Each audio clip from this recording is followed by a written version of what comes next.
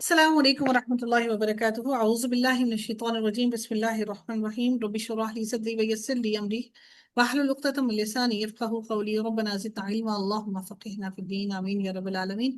آغاز ہوتا ہے آیت نمبر 30 کا اور رکوع نمبر 4 ہے۔ اس کی تفسیر کو دیکھتے ہیں۔ اللہ تعالیٰ ارشاد فرماتے ہیں وَإِذْ قَالَ رَبُّكَ لِلْمَلَائِكَةِ إِنِّي جَاعِلٌ فِي الْأَرْضِ۔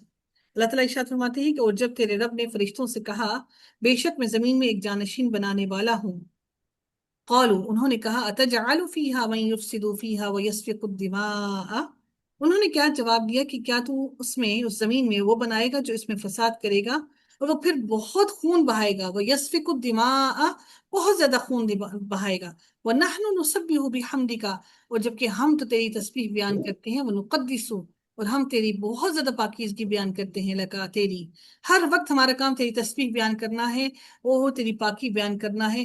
کیا ہم عبادت کے لیے کم ہیں کہ تو آگے اپنی ایک اور مخلوق بنانے لگا ہے جو سرکش ہوگی، جو لڑائی کرے گی اور جو زمین میں فساد برپا کرے گی؟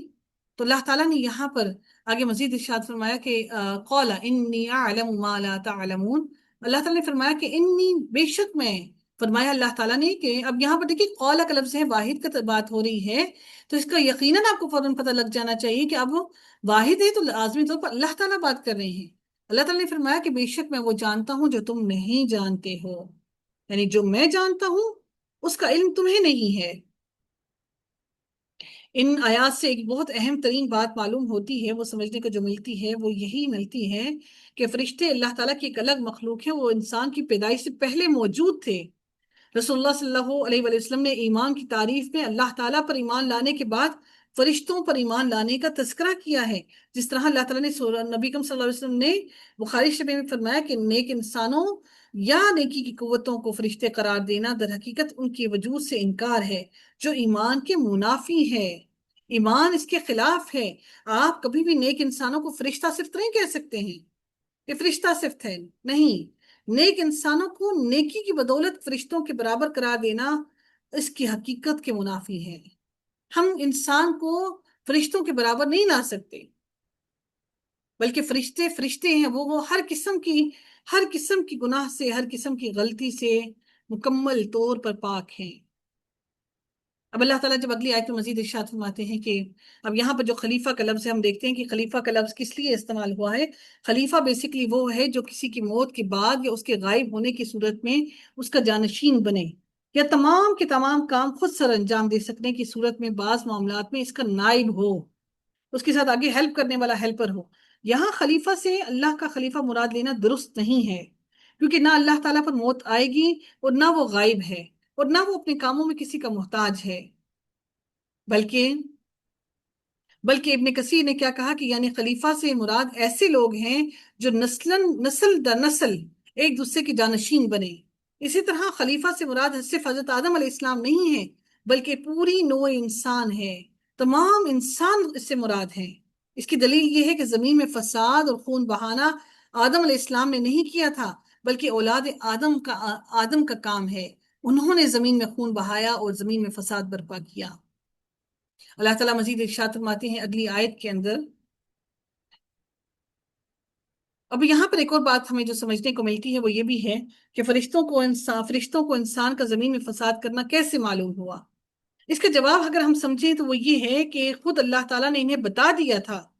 دلیل ان کا یہ کہنا ہے کہ ہمیں کچھ علم نہیں مگر جو تو نے ہمیں سکھایا، جو تو نے ہمیں سکھایا۔ قال انی اعلم ما تعلمون، اللہ تعالیٰ نے کیا کہا کہ میں تم سے زیادہ جانتا ہوں، میں نے تمہیں صرف اتنا بتایا ہے کہ انسان کیا ہے، انسان کو میں زمین پہ بنانے والا ہوں، اپنا خلیفہ بنانے والا ہوں، لیکن میں کس لیے بنانے والا ہوں وہ میں بہتر جانتا ہوں۔ تو اس سے کیا ہے کہ انہوں نے کیا آگے سے اپنی عاجزی کو ظاہر کیا کہ ہمیں کچھ علم نہیں مگر جو تو نے ہمیں سکھایا۔ فرشتوں کا سوال اعتراض کے لیے نہیں تھا، بلکہ انسان کی پیدائش کی حکمت معلوم کرنا تھا، کہ اللہ تعالیٰ سے وہ حکمت معلوم کر لیں کہ اللہ تعالیٰ انسان کو کیوں بنانے لگے ہیں۔ اللہ تعالیٰ مزید اگلی آیت میں ارشاد فرماتے ہیں وَعَلَّمَ آدَمَ الْأَسْمَاءَ كُلَّهَا ثُمَّ عَرَضَهُمْ عَلَى الْمَلَائِكَةِ فَقَالَ أَنْبِئُونِي بِأَسْمَاءِ هَؤُلَاءِ إِن كُنتُمْ صَادِقِينَ۔ اللہ تعالیٰ نے فرمایا کہ انہوں نے کہا، اب کیا ہوا، کس نے کہا، فرشتوں نے کیا کہا۔ اب یہاں پر اگلی بات کیا تھی کہ وہ علمہ، اور آدم کو سب کے سب نام سکھا دیے۔ پھر ان کو فرشتوں کے سامنے پیش کیا، پھر فرمایا مجھے ان کے نام بتاؤ، ان چیزوں کے نام بتاؤ جو آدم علیہ السلام بتا رہے ہیں۔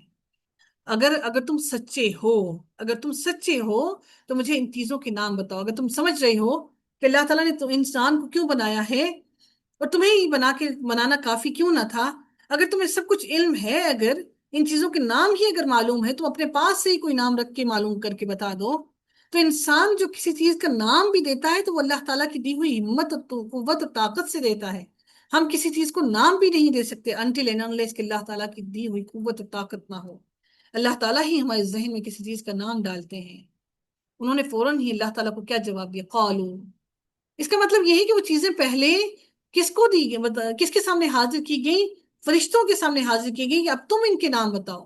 فرشتوں نے کہا کہ سبحانکا، اے اللہ تعالیٰ، اے اللہ تعالیٰ تو پاک ہے، لا علم لنا الا ما علمتنا، یہ اس بات کا جواب ہے کہ جب انہوں نے کہا کہ تو انسان کو کیوں بنانے لگا ہے زمین پر، انہوں نے اپنی عاجزی کا ذکر کیا کہ ہمیں کوئی علم نہیں، ہم نہیں جانتے، ہمیں کوئی علم نہیں مگر سوائے اس چیز کی جو تو نے ہمیں سکھایا، ما علمتنا، جو تو نے ہمیں سکھایا۔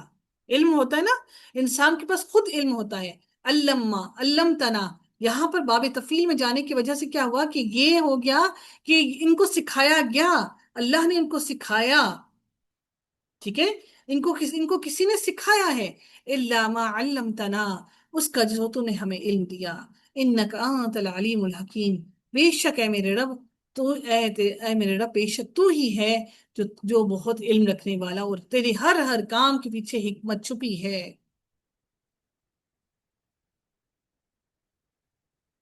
آگے دیکھتے ہیں کہ اللہ تعالیٰ مزید اگلی آیت میں کیا ارشاد فرماتے ہیں۔ تو اللہ تعالیٰ نے حضرت آدم علیہ السلام کو بنانے کا مقصد بیان اب یہاں پر ہو گیا کہ اللہ تعالیٰ نے انسان کو بنانے کا مقصد صرف یہ نہیں کہ وہ صرف اور صرف اللہ تعالیٰ کی حمد و ثنا میں ہی مصروف رہے، بلکہ اللہ تعالیٰ کی حمد و ثنا کے ساتھ ساتھ انسان کو علم بھی عطا کیا۔ اللہ تعالیٰ نے انسان کو سب سے پہلے جس چیز سے نوازا وہ علم سے نوازا۔ ہم علم کی حیثیت کو، اہمیت کو یہاں سے اندازہ لگا سکتے ہیں کہ اللہ تعالیٰ نے حضرت آدم علیہ السلام کو سب سے پہلے علم عطا کیا، کوئی رشتہ ناتا نہیں عطا کیا، سب سے پہلے علم عطا کیا۔ قالا، فرمایا، اللہ تعالیٰ نے فرمایا، کیا فرمایا؟ یا آدم، اے آدم، انبئہم باسمائہم، اب اللہ تعالیٰ حکم دے رہے ہیں آدم علیہ السلام کو کہ خبر دو مجھے، ان کو ساروں کو بتاؤ، ان سب کو، انبئہم، ان فرشتوں کو بتاؤ، باسمائہم، ان چیزوں کے نام بتاؤ۔ فلما انباءہم، پھر جب انہوں نے، ہم کس کی طرف جا رہے ہیں؟ ہم کس کی طرف جا رہے ہیں جی؟ کہ ہم کس کی طرف جا رہے ہیں؟ ہم کس کی فرشتوں کی طرف۔ فرشتوں کی طرف۔ تو انبا دیکھ رہے ہیں کہ یہ واحد کا صیغہ ہے کیونکہ حضرت آدم علیہ السلام کی بات ہو رہی ہے۔ تو جب آدم علیہ السلام نے ان فرشتوں کو بِأَسْمَائِهِمْ، ان کے نام، سب کے نام بتا دیے، قَالَ أَلَمْ أَقُلْ لَكُمْ إِنِّي أَعْلَمُ غَيْبَ السَّمَاوَاتِ وَالْأَرْضِ، اب کس نے فرمایا یہ قَالَ کس کی طرف جا رہا ہے؟ یہ قَالَ کس کی طرف ہے؟ اللہ سبحانہ اللہ سبحانہ تعالیٰ کی طرف۔ اللہ تعالیٰ نے فرمایا کہ کیا میں نے تمہیں نہیں کہا تھا کہ بے شک میں وہ جانتا ہوں جو تم نہیں جانتے، میں وہ سب کچھ جانتا ہوں جو آسمانوں اور زمین کے غیب ہیں، میں ہر چیز کے غیب کو جاننے والا ہوں۔ اب دیکھیے یہاں پر انی بہت تاکید پیدا کر کے اللہ تعالیٰ فرما رہے ہیں کہ بے شک میں جانتا ہوں، انی تاکید پیدا کی، بے شک میں، اعلم، میں ہی جانتا ہوں، یعنی پھر سے تاکید پیدا کی میں کا صیغہ استعمال کر کے، انی اعلم، بے شک میں ہی جانتا ہوں جو غیب ہے آسمانوں کے اور زمین کے، واعلم ما تبدون وما کنتم تکتمون، اور میں وہ بھی جانتا ہوں جو تم ظاہر کرتے ہو اور جو تم چھپاتے ہو، جو تمہارے دلوں کے اندر ہے، وہ بھی سب چیزوں سے، میں ان سب چیزوں سے واقف ہوں، میں ہر چیز کو جاننے والا ہوں۔ وَإِذْ قُلْنَا، اور جب فرشتہ، اب پھر کیا ہوا؟ اب جب کہا گیا وَإِذْ قُلْنَا، اور جب کہا لِلْمَلَائِكَةِ اسْجُدُوا، اب اللہ تعالیٰ فرماتے ہیں کہ جب کہا گیا، کس سے کہا؟ اب قلنا کس کی طرف جا رہا ہے؟ وَإِذْ قُلْنَا، نا کس کی طرف جا رہا ہے؟ اللہ تعالیٰ کی اللہ تعالیٰ کی طرف۔ اللہ تعالیٰ نے نا کا صیغہ اپنے لیے تعظیم کے لیے استعمال کیا، اور جب ہم نے کہا للملائکۃ اسجدوا، فرشتوں کو حکم دیا جا رہا ہے نا، اسجدوا، سجدہ کرو، آدم علیہ السلام کو، فسجدوا، بس سب نے سجدہ کیا، الا ابلیس، سوائے ابلیس کی، سجدہ نہیں کیا، اللہ کی بات کو نہیں مانا۔ جو اللہ کی بات کو نہیں مانتا تو یقیناً وہ کفر میں ہے، یقیناً وہ تکبر میں ہے۔ اس نے انکار بھی کیا اور تکبر بھی کیا۔ جو اللہ تعالیٰ کی کسی ایک بات کو مانتا ہے، ایک کو نہیں مانتا، وہ بھی مکمل طور پر انکاری ہے۔ آپ کسی کی ایک بات کو مانیں اور ایک کو نہ مانیں، اپنی مرضی نہیں چلا سکتے۔ وَكَانَ مِنَ الْكَافِرِينَ، اور وہ ہو گیا کس میں سے؟ کافروں میں سے، مکمل انکار کرنے والوں میں سے۔ اللہ تعالیٰ کی ایک بات کا انکار کرنے والا یقیناً ساری باتوں کو انکار کرنے والا ہے، تو وہ کافروں میں سے ہو گیا۔ وَقُلْنَا يَا آدَمُ اسْكُنْ أَنْتَ وَزَوْجُكَ الْجَنَّةَ وَكُلَا مِنْهَا رَغَدًا حَيْثُ شِئْتُمَا۔ پھر اللہ تعالیٰ کہتے ہیں پھر ہم نے آدم علیہ السلام کو کہا کہ تم، پھر حکم دے رہے ہیں کہ تم رہو، انتا، تم، انتا کس کی طرف اشارہ ہو رہا ہے؟ آدم علیہ السلام کی آدم علیہ السلام کی طرف۔ وَزَوْجَكَ، وَزَوْجُكَ، اب دیکھیں مرکب اضافی ہے، اضافت ہے۔ اضافت کس کی طرف ہے؟ یہ ان کی کیا ملکیت تھی حضرت آدم علیہ السلام کی جنت میں؟ ان کی وائس ان کی وائف۔ دیکھیے اضافت ہے نا۔ دیکھیے کہ گرامر کو سیکھنا کتنا مزہ آتا ہے آپ کو سمجھنے میں۔ وَزَوْجُكَ، اور تمہاری بیوی بھی کہاں پر رہو؟ الجنت، جنت میں، کیونکہ جنت میں رہنا ہے، اس پر کام ہو رہا ہے، اس لیے یہ مفعول ہے۔ وَكُلَا، اور تم دونوں کھاؤ، منہا، اس میں سے، روغدن، کھلا، با فراغت کھاؤ، حیث شئتما، جہاں سے بھی تم دونوں چاہو، ہر جگہ سے جتنا دل چاہے کھاؤ پیو۔ وَلَا تَقْرَبَا، لیکن اور کیا کرنا؟ لیکن تم قریب نہ آنا، کس کے قریب نہ آنا؟ هذه الشجرة۔ اب یہ ایک اللہ تعالیٰ نے ان کی اب ساروں کی آزمائش ہو گئی، فرشتوں کی ہو گئی، شیطان کی ہو گئی، رہ کے آدم علیہ السلام۔ اب ان کی آزمائش بھی تو لینا مقصود تھا نا۔ یہ صرف آزمائش کے لیے اللہ تعالیٰ نے کہا کہ بس اس درخت کے قریب نہ جانا، اگر تم نے میری بات، اب تم نے میری بات نہ سنی تو تم بھی ظالموں میں سے ہو جاؤ گے۔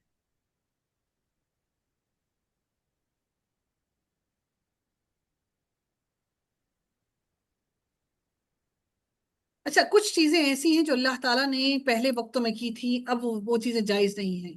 یہ جو سجدہ تھا، ہم جانتے ہیں یہ غیر اللہ کو سجدہ، ہم جانتے ہیں کہ وہ شرک ہے، لیکن یہ تعظیم کے طور پر اللہ تعالیٰ نے یہ سجدہ ان کو کہا تھا کرنے کو، اور تعظیم کے طور پر سجدہ پہلے تمام امتوں میں جائز تھا۔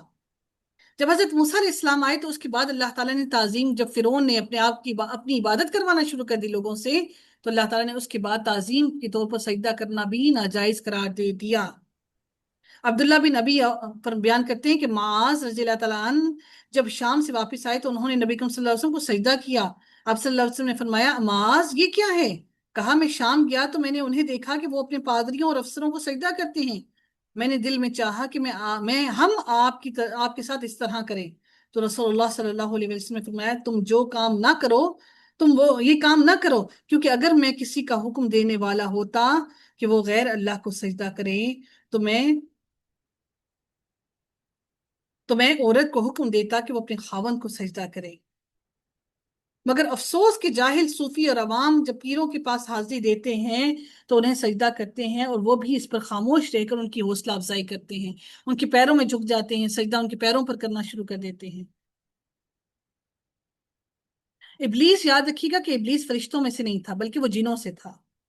یہاں فرشتوں کو سجدہ کرنے کا حکم دینے کا مطلب یہ نہیں کہ ابلیس فرشتہ تھا، یا یہ کہ اسے حکم ہی نہ تھا، بلکہ یہاں بات مختصر بیان ہوئی ہے، لیکن ہم دیکھیں گے انشاءاللہ سورہ اعراف کے اندر اللہ تعالیٰ تفصیل سے بیان کریں گے کہ اللہ تعالیٰ نے فرشتوں کے ساتھ ابلیس کو خاص طور پر سجدہ کرنے کا حکم دیا تھا۔ اور پھر اللہ تعالیٰ نے سورہ الاعراف میں فرمایا، اس کو پوچھا اس سے ما منعک الا تسجد اذا امرتک، تجھے کس چیز نے روکا کہ تو سجدہ نہیں کرتا جب میں نے تجھے سجدہ کرنے کا حکم دیا؟ تو ابلیس کا انکار کرنے کا باعث اس کا تکبر تھا، وہ اپنے آپ کو بڑا سمجھتا تھا۔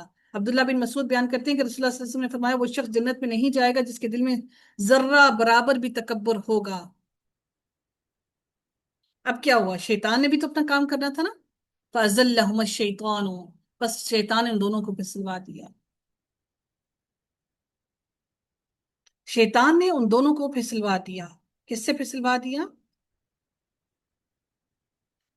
یعنی کہ جس بات پہ اللہ تعالیٰ نے ان کو رکھا تھا اس بات سے ان کو نکلوا دیا، وہ بات ان کے ذہن سے نکلوا دی، اور وہ بات ان کے ذہن سے نکلوا کر اپنی بات کو پورا کروانا چاہا اس نے۔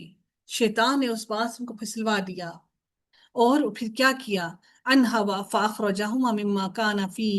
शैतान ने हजरत आदम अलैहिस्सलाम की बीवी से आकर क्या कहा, उसने आकर कहा कि अगर तुम ये फल खा लोगे तो तुम हमेशा रहने वाले फरिश्तों जैसे हो जाओगे, फरिश्तों को, फरिश्ते जैसे इतनी लंबी जिंदगी है उनकी, तुम भी वैसे ही हो जाओगे।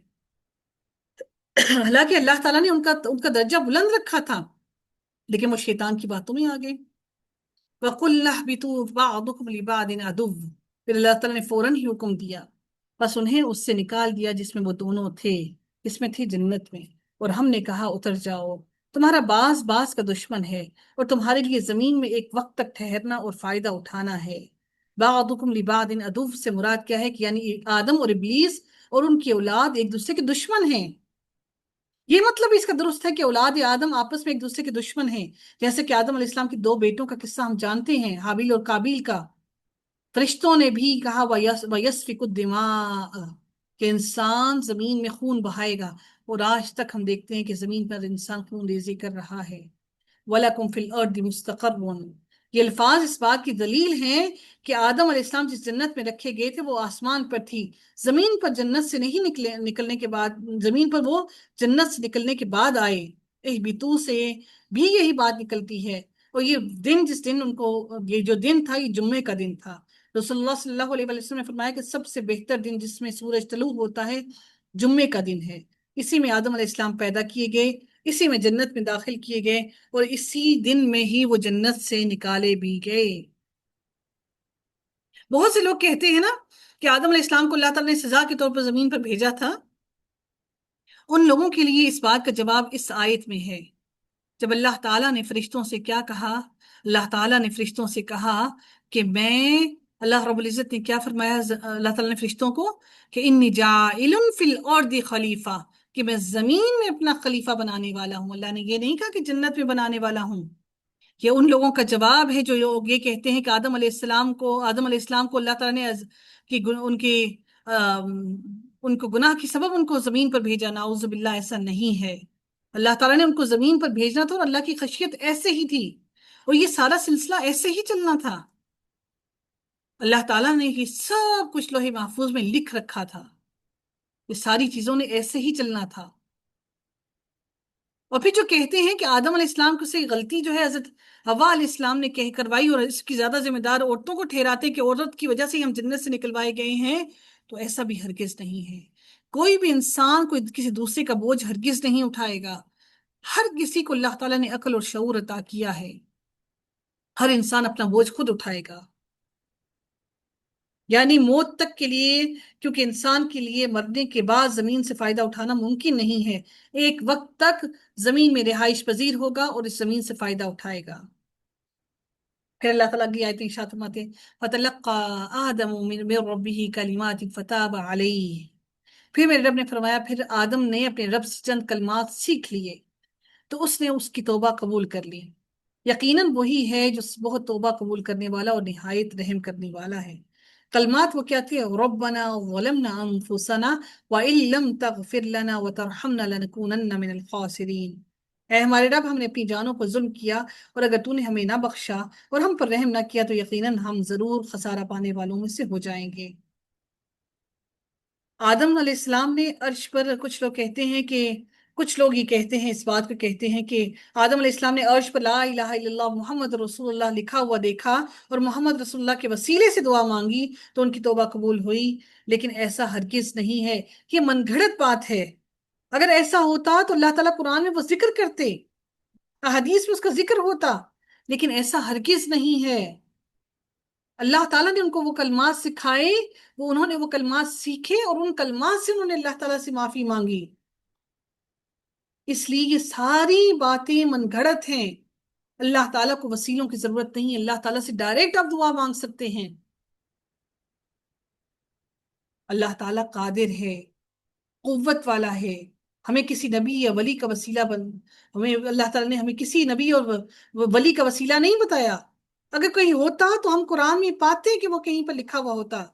आप इसको मजीद इसकी डिटेल देखने के लिए सूरह माइदा की आयत नंबर 35 और बनी इसराइल की आयत नंबर 57 में जरूर देखिएगा।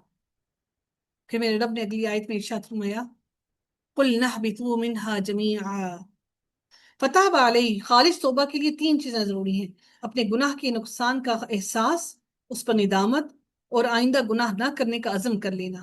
فتاب علیہ، تو اللہ تعالیٰ پھر ان پر مہربان ہوا اور ان کے گناہ کی سزا کو اللہ نے ان کو معاف کر دیا۔ بے شک اللہ تعالیٰ فرماتے ہیں التواب الرحیم، وہ معاف کرنے والا، توبہ قبول کرنے والا اور بار بار رحم کرنے والا ہے۔ اگلی آیات کو دیکھتے ہیں اور رکوع کو مکمل کرتے ہیں۔ اللہ تعالیٰ فرماتے ہیں قُلْ اهْبِطُوا مِنْهَا جَمِيعًا فَإِمَّا يَأْتِيَنَّكُم مِّنِّي هُدًى، اب تم یہاں سے اس جنت سے اتر جاؤ۔ اللہ نے توبہ تو قبول کر لی لیکن جنت سے اتار دیا، کیونکہ انہیں اللہ تعالیٰ نے زمین کے لیے ہی بنایا تھا۔ جنت میں واپس اتر جاؤ، جنت اور زمین پر اتر جاؤ، پھر جنت میں تمہارے لیے واپسی ضرور ہے۔ لیکن پھر جب تمہیں اللہ تعالیٰ حضرت آدم علیہ السلام کو مخاطب کرتے ہوئے کہتے ہیں کہ آدم اور ان کی بیوی سے کہا کہ اگر جب تمہیں میری طرف سے کوئی ہدایت کی بات آئے، جب کوئی بات میری طرف سے آئے تو تم میری نازل کردہ باتوں پر ایمان لانا۔ یہ اللہ تعالیٰ نے اب وصیت کر کے حضرت آدم علیہ السلام کو بھیج رہے ہیں، کہہ رہے ہیں قُلْ اهْبِطُوا، اتار تو دیا، فَإِمَّا يَأْتِيَنَّكُم مِّنِّي هُدًى، کہ جب میری طرف سے کوئی واقعی ہدایت آ جائے تو جس نے میری ہدایت کی پیروی کی سو اس پر کوئی خوف نہیں ہوگا، نہ ہی وہ قیامت کے دن غمگین ہوگا۔ ہدایہ یعنی کہ میری طرف، اچھا ہدایہ جو ہے یہ بھی مضاف اور مضاف الیہ ہے، ہدایہ یہ بھی اضافت ہے نا، ہدایہ مرکب اضافی بن رہا ہے۔ ہدایہ میری ہدایت کی پیروی کی تو اس پر کوئی خوف نہیں ہوگا اور نہ ہی وہ قیامت کے دن غمگین ہوگا، اس بات کے لیے کہ مجھے واپس دنیا میں لوٹا دیا جائے، کہ میں واپس جا کر اچھے عمل کر لوں۔ وہ ہرگز کسی بھی طرح کا خوف نہیں پائے گا، بلکہ وہ اللہ تعالیٰ کی رحمتوں سے، نوازشوں سے اور اللہ تعالیٰ کی ان تمام وعدوں سے محظوظ ہوگا اور خوش ہو رہا ہوگا اپنا نامہ اعمال لے کر۔ اللہ تعالیٰ مزید اگلی آیت میں ارشاد فرماتے ہیں والذین کفروا وکذبوا بآیاتنا اولئک اصحاب النار هم فیہا خالدون، لیکن ان لوگوں کا بھی ذکر کر دیا کہ جن لوگوں نے کفر کیا اور اللہ تعالیٰ کہتے ہیں کہ ہماری آیات کو جھٹلایا، یہ آگ والے ہیں، اور نہ صرف آگ والے ہیں بلکہ اس آگ میں یہ ہمیشہ ہمیشہ رہنے والے ہیں، یعنی اس آگ میں رہنے کے بعد ان کو موت نہیں آئے گی بلکہ اس آگ میں ہی یہ جلتے بجھتے رہیں گے اور اس آگ میں ہی یہ ہمیشہ رہیں گے۔ اللہ تعالیٰ سے دعا ہے کہ رب کائنات ہم سب کو آگ سے محفوظ رکھے، جہنم سے محفوظ رکھے۔ اللہ تعالیٰ ہماری مغفرت فرمائے، ہمارے گناہوں سے درگزر فرمائے۔ اللہ تعالیٰ ہم سب کو راہ راست عطا فرمائے، آمین یا رب العالمین۔ وآخر دعوانا الحمدللہ رب العالمین، صلی اللہ تعالیٰ علی خیرہ خلقہ اجمعین برحمتک یا ارحم الراحمین۔ سبحانک اللہم وبحمدک، نشہد ان لا الہ الا انت، نستغفرک ونتوب الیک۔ السلام علیکم ورحمۃ اللہ وبرکاتہ۔